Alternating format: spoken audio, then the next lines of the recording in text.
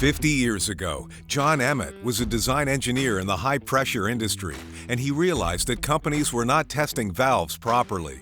Back then, most valve testers were made in small shops and garages with weak designs, and they did not perform the proper testing of valves. In order to sell an engineered product, you got to know the product. You got to know how to make it, and you got to know why it's made the way it's made, and you got to know functionality, what it does. In 1984, Mr. Emmitte founded CALDER Testers with the tagline, "We test valves correctly."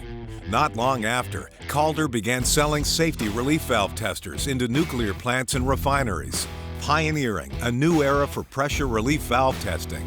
Today, you can still find these CALDER testers in circulation, and their capabilities are being modeled across the industry as new standards.